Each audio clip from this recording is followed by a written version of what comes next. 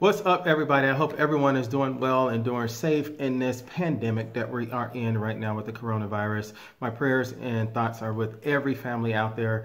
My wife is actually on the front lines herself. She works as a nurse in a hospital locally here, and she deals with the virus on a daily, weekly basis. So my prayers and thoughts and appreciation are with all those essential workers, everyone that's out there helping us out and supporting us, allowing us to be safer and safer and safer day by day.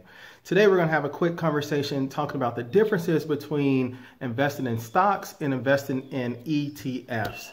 Stay tuned, we're going to talk about that next.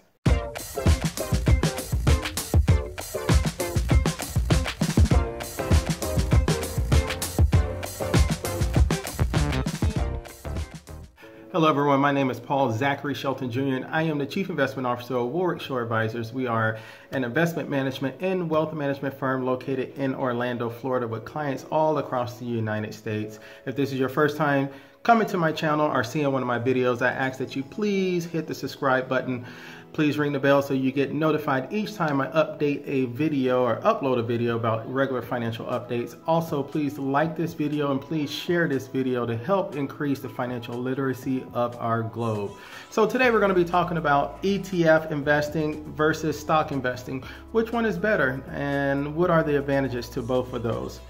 So previously we talked about investing in stocks. I know we're starting a new kind of series here. I've been getting a lot of questions about people, which are great right now to get these questions, especially where we're at in our economy. The stock market has pulled back a little bit. So this is a good time to actually get in and do some purchasing and buying some stocks and investing in the market. So what better time to talk about financial literacy and increasing your education in the stock market than now? So we discussed previously investing in stocks and what stocks are. Stocks are essentially just an ownership share of a company. And when you purchase that ownership share, you literally own that fraction of the company. And you get paid out dividends for owning that. In most companies, some companies don't pay dividends. They reinvest that money back into the company. But essentially, that's how a stock works. And you get capital gains.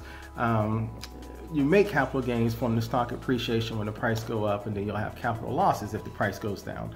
Really don't like to invest in those type of things like that, but it does happen to everyone. You will eventually lose here and there. So an ETF, which is an exchange traded fund, is a investment vehicle very similar to a mutual fund, and we'll discuss that in another video, but we just want to compare the ETFs and the stocks right now. The ETF, exchange traded fund, is an investment vehicle that allows you to purchase the one vehicle but have a basket full of stocks inside of that vehicle, or a basket full, I should say, of instruments, because it's not always stocks that are inside of there. You can have different type of ETFs. You can have commodity-based ETFs and other sorts of things in there, and we'll deal with that much later down the road. But there are some benefits to investing in ETFs over investing in stocks, especially if you have a smaller amount of money that you're starting to invest with. So if you're investing in a stock and you have a small amount of money, you don't really have the power or the choice to diversify your assets because you have a limited resource in the number of stocks that you can buy. If you're starting off and you only have $100 to invest, and you're looking at purchasing a stock that's currently trading at about $50 a share, you may be limited to only purchasing 2 shares of that stock. And then that limits you to the amount of diversification you have. You're only owning one company, and that if something negative happens with that company, or if there's bad news, bad press, or anything of that nature, you have the higher probability of losing a good portion of your nest egg because all of your eggs are in one basket. This is why ETFs are beneficial. So investing in ETF is investing in putting multiple eggs in several baskets, I should say it that way. So inside of ETFs, and there's many different ETFs, different types of ETFs, but if you just look at like the SPY, which is an index fund which mimics the S&P 500, that ETF has all of the same holdings or constituents that the S&P 500 has in them right now. So if you were to invest your $100 into the SPY, assuming that you can buy into that. I believe the stock price is above $100 for the SPY actually right now. But if you were able to buy one share of SPY, then you essentially had a diversified portfolio of owning all the stocks that are in the S&P 500. This mitigates some of the risk. So if bad news comes out against the technology sector, or bad news comes out against the oil sector, or if oil prices start tanking like we've seen recently because of a oversupply between Saudi Arabia and Russia, then you won't be so subject to having such a large loss in your portfolio by investing, let's say, in one energy stock. So you're invested in a broad basket of securities, so it allows you the ability to mitigate any downside risk, but still participate in that upside appreciation that takes place in the normal rise of the stock market.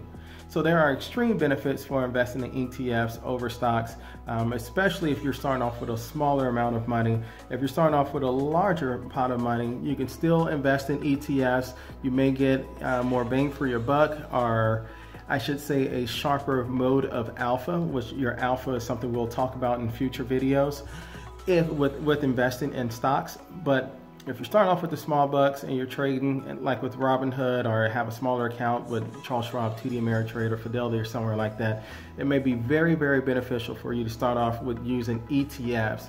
And you can use a multiple or a blend of ETFs, or a blend of multiple ETFs, to reach your goal and to, you know, broaden your diversification across the market and across different asset classes.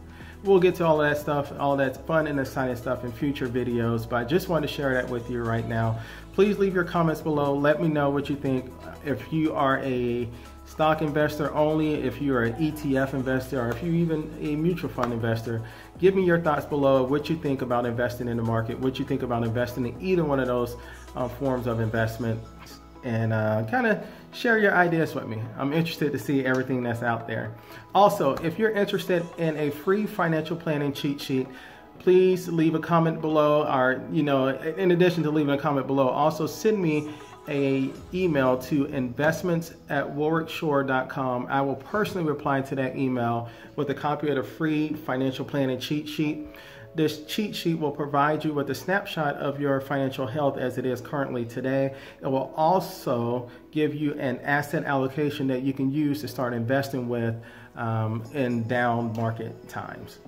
Thank you so much for tuning in today. I ask before you leave this video, before you swipe out of it, please hit the subscribe button, hit the like button, ring the bell so you get an update each time I post a new video. Thank you so much and have a great day.